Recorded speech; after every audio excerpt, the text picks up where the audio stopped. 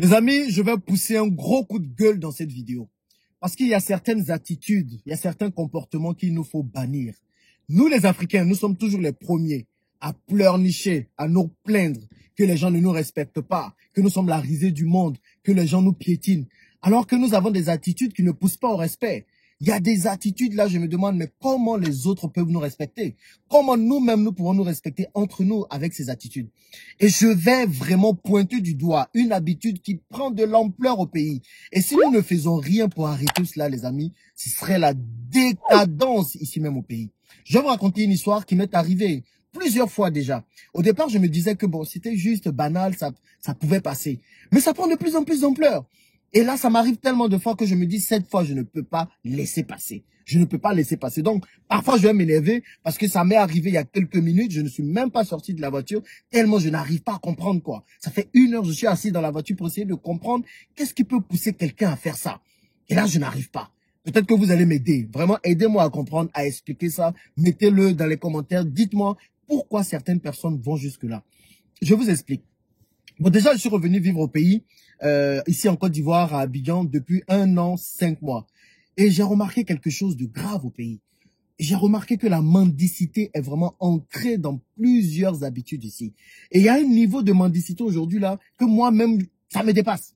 Ça me dépasse, donc il y a des gens qui innovent dans la mendicité, pendant que d'autres innovent dans les sciences, dans les technologies. Il y a des gens, c'est comment trouver de nouvelles techniques pour mendier. Et ça, je trouve que c'est gravissime, ok? Hier, je suis parti manger avec mon épouse dans un restaurant.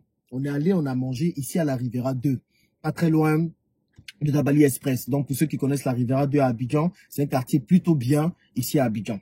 On a fini de manger, on repartait prendre la voiture. On a pris la voiture. On était en train de partir.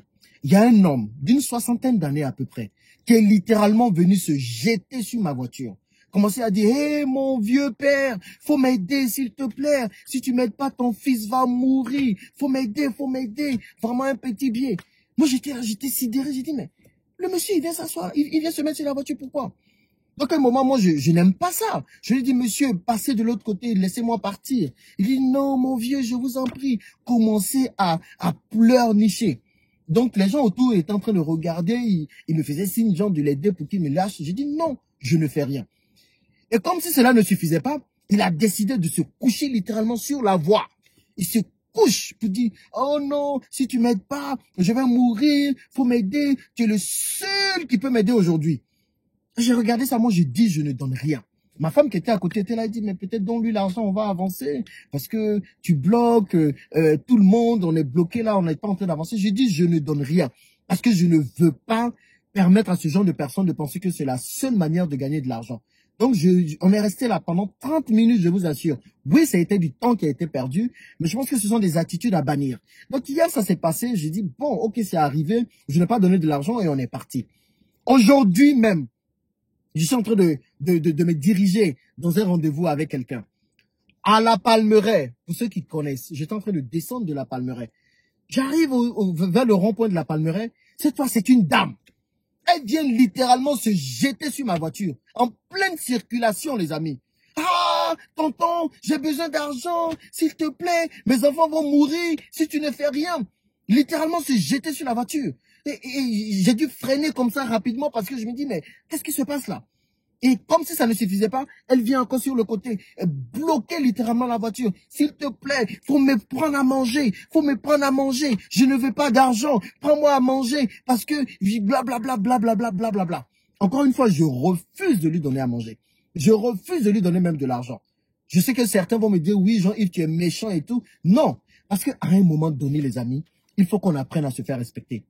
Demander de l'argent jusqu'à perdre la dignité est quelque chose qu'il nous faut bannir. Et depuis que je suis revenu au pays, c'est quelque chose que je remarque. Les gens ont cette facilité à demander de l'argent que ça me sidère, que ça me dépasse. Moi, je n'ai pas l'habitude de demander l'argent comme ça aux gens. Avant même de demander l'argent aux gens, je suis bizarre. Même à ma propre mère, je n'arrivais pas à demander de l'argent. Mais nous sommes dans une société où demander de l'argent est normal. Demander de l'argent est facile. On te connaît, on ne te connaît pas. On vient, on te demande de l'argent. Arrêtez de me demander de l'argent ici au pays, s'il vous plaît. Arrêtez de demander de l'argent aux gens. Allez travailler. Comme tout le monde travaille. Les gens ici, ils préfèrent demander de l'argent facilement. Et ce n'est pas la seule fois où ça arrive. Avant-hier, je partais à Assini encore, et il y a un policier qui m'arrête.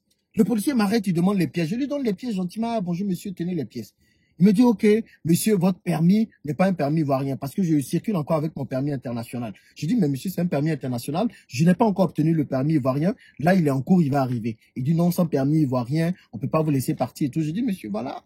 Le permis international est toujours disponible, il est toujours valide, donc je ne sais pas où est le problème. On discute comme ça pendant une dizaine de minutes. Après, il me dit, OK, il n'y a pas de souci. Mais est-ce que vous savez pourquoi je vous ai arrêté? J'ai dit, je vous écoute, dites-moi. Il me dit, je vous ai arrêté parce que vous avez changé de voie sans mettre la signalisation. Je dis, comment ça? J'ai changé de voie sans mettre la signalisation? Comment? J'étais en train de changer de voie, j'ai bien mis la signalisation. Il me dit, non, non, vous n'avez pas mis la signalisation, c'est une infraction.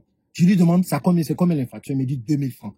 Et moi, là, je suis énervé. Je lui dis, mais c'est à cause de 2000 francs que vous êtes là en train de me chercher des alibis juste pour me soutirer 2000 francs. Mais demandez-moi 2000 francs. Demandez-moi 2000 francs en même temps et puis on va avancer. Vous allez donner mes papiers. J'ai pris les 2000 francs, je lui ai agité ça au visage. Je lui ai dit, donne-moi mes papiers, je vais partir. Et c'est que tout le monde est tellement dans cette mentalité-là que les gens ne veulent pas travailler. Les amis, ce n'est pas avec ce genre de mentalité qu'on va développer l'Afrique. Ce n'est pas avec ce genre de mentalité que nous allons avancer. Ce n'est pas avec ce genre de mentalité qu'on va se faire respecter. J'ai horreur d'une chose, c'est la mendicité. J'ai vraiment horreur de faire pitié. Et j'ai horreur des personnes qui aiment faire pitié. Tu as deux mains, tu as deux bras comme moi. Qu'est-ce qui t'empêche d'aller travailler comme tout le monde travaille? Qu'est-ce qui t'empêche d'aller travailler comme tout le monde travaille? Quelqu'un qui a l'âge de mon père, le premier, et qui ose m'appeler son fils. Où est passée la dignité? La dignité a littéralement foutu le camp ici au pays. Les gens sont prêts à tout pour de l'argent. Pourtant, quand on va venir leur dire les méthodes pour gagner de l'argent, on va venir leur dire que l'argent est très important dans la vie, ce sont les mêmes qui vont venir ici dire, oui, il n'y a pas que l'argent dans la vie, il n'y a pas que l'argent dans la vie. Donc, il n'y a pas que l'argent dans la vie. Vous êtes prêts à vous brader moins cher pour de l'argent. Vous êtes prêts à perdre votre dignité pour de l'argent. Amen, tout le monde travaille. Tout le monde travaille. Et moi, je refuse désormais de donner de l'argent aux mendiants. Parce que j'avais l'habitude au début de donner de l'argent. J'ai même fait une vidéo précédemment pour vous dire que c'est quelque chose qui me fatiguait ici en Afrique. Quand je garde ma voiture au feu, par exemple, c'est plusieurs jeunes qui viennent. Ils viennent en dizaines. Oh, mon vieux, faut donner 1000 francs, faut donner 500. Désormais, j'arrête de donner. Je n'ai aucun souci que quelqu'un rend un service, je le paye. Parfois, quand je gare les voitures, il y a des gens qui m'aident à garer les voitures. Ceux-là, je leur donne 500, 1000 francs, parfois un peu plus. Mais des gens qui n'ont rien foutu, qui n'attendent que de gagner de l'argent facilement, je dis non. Je dis non. Quelle est l'image que nous donnons à nos enfants? Quelle est l'image que nous donnons à nos enfants? Quand ce genre de personnes qui sont des pères et des mères de famille font ce genre d'action. Vous allez me dire quoi? C'est quoi qui peut pousser quelqu'un à faire ce genre de choses? À risquer sa vie pour de l'argent? C'est le désespoir. C'est parce qu'il y a trop de pauvreté ici en Afrique. J'ai été pauvre, les amis. J'ai été aussi pauvre. Pauvreté où parfois on n'arrivait pas à manger. Pauvreté où parfois on coupait l'électricité sur nous. Mais jamais ça m'est traversé l'esprit d'aller demander ou quémander de l'argent. En tout cas, ce n'est pas une éducation que ma mère m'a donnée. Et pour vous dire, ma mère, elle était tellement à cheval dessus. Même quand il arrivait des jours où on ne mangeait pas à la maison, elle refusait qu'on aille manger chez les voisins. Elle me disait toujours, Jean-Yves, c'est ce qui est chez nous ici, là, qui est pour nous. Si on n'a pas d'argent, on va tout faire pour gagner quelque chose pour manger. OK? Donc, un jour, je me rappelle, j'avais 6 ans. Je suis allé manger chez les voisins. Ce jour-là, j'avais faim, les amis, j'avais faim. On mangeait un seul repas par jour à l'époque, un cacao. On avait fini de manger le repas, je n'étais pas rassasié. Et les voisins aussi, c'était un peu dur sur eux. Ils mangeaient leur seul repas à 10. Moi, je me suis levé, je suis parti manger avec eux. Ma mère passait par là et puis elle m'a vu. Et si je savais ce jour-là, elle m'a bastonné d'une certaine manière. Elle m'a dit, écoute, je ne veux pas élever ou éduquer des mendiants. Tu comprends? Aller manger chez les gens comme ça, c'est de la mendicité. Il faut rester digne. Si on n'a pas d'argent, on fait tout pour gagner de l'argent. On travaille pour gagner de l'argent, mais on ne va pas mendier. Et ma mère, malgré tous les problèmes qu'on avait, je ne l'ai jamais vue aller demander de l'argent à quelqu'un. Tout ce qu'elle connaissait, c'était travailler pour gagner de l'argent. Même s'il fallait qu'elle travaille des dizaines d'heures par jour, parfois il lui arrivait de travailler 10 heures, 15 heures pour gagner de l'argent. Au moins, elle gagnait son argent dignement. Et c'est cette éducation qu'elle m'a inculquée. Même, c'est qu'elle m'avait tellement inculqué ça, que même lui demander de l'argent, j'avais du mal. Je ne demandais pas de l'argent comme ça à ma mère. à plus forte raison d'autres personnes. Et c'est cette éducation qu'il nous faut donner à tout le monde, à toute la jeunesse africaine. Mais aujourd'hui, on demande l'argent à tout va. C'est qu'à un moment donné, on s'est dit qu'on a réglé les problèmes d'argent avec notre famille. On a tout fait pour éduquer notre famille pour pas qu'ils demandent de l'argent. Mais quand vous sortez dehors, bah, tout le monde vous demande de l'argent. Ça devient facile. Il y a une certaine facilité à demander de l'argent que parfois ça me sidère. Il faut arrêter ce genre de comportement. Il n'y a que le travail qui peut vraiment payer son homme. Il n'y a que le travail qui peut nous sortir de la pauvreté et pas la mendicité. Et cette mendicité, on la voit à toutes les strates, à toutes les sphères de la société africaine. Il y a certains pays africains où les chefs d'État préfèrent partir en Occident dans des institutions internationales pour commander l'aide internationale pour venir développer leur pays ou bien pour tout simplement détourner ces fonds plutôt que d'utiliser les ressources qu'on a ici sur le pays, dans le pays, pour pouvoir développer les pays. On dit qu'on a toutes les matières premières. Mais que faisons-nous de ces matières premières? Les gens préfèrent aller se trimballer en Europe, aller se trimballer aux États-Unis pour qu'on leur donne quelques petits milliards par-ci par-là qu'ils vont mettre dans leur poche, au lieu de tout simplement permettre à ce que tout se passe ici et qu'on puisse jouir de nos matières premières et qu'on puisse vraiment les transformer pour pouvoir en faire quelque chose de bien et gagner dignement notre argent. La dignité a foutu le camp. C'est un truc de fou. La dignité a foutu le camp. Vraiment, dites-moi ce que vous en pensez, parce que là, je suis dépassé, je vous assure. Ça fait 1 heure que je suis là, je suis assis. J'essaie de me dire, mais qu'est-ce qui ne va pas? C'est quoi le problème? Pourquoi les gens aiment mendier comme ça? Pourquoi les gens ne veulent pas juste travailler? Ne me dites pas que c'est une histoire de pauvreté, parce que j'ai été pauvre aussi. Je ne suis pas né avec une cuillère en or dans la bouche. Mais j'ai dû travailler, batailler dur pour pouvoir m'en sortir. Aujourd'hui même, je travaille aussi dur. Je travaille parfois 10, 12, 15 heures par jour. Parfois, je ne vois pas mes enfants. Parfois, je me sacrifie pour gagner dignement mon pain. Donc, pourquoi quelqu'un qui a 2 mains et 2 pieds comme moi ne peut pas faire pareil? Pourquoi il ne peut pas faire pareil? Vous allez me dire que c'est une question de financement. Je vous ai raconté l'histoire de Tanti Maï. Tanti Maï, elle vend des chips à Cocody. Elle vend des chips à Cocody, proche de la RTI. Et dans son histoire, vous pouvez trouver sa vidéo sur ma chaîne. Dans son histoire, elle racontait qu'elle a commencé avec 7000 francs seulement. 7000 francs CFA seulement. Elle a commencé avec 7000 francs CFA. Aujourd'hui, Tanti Maï, grâce aux chips, elle a scolarisé ses enfants.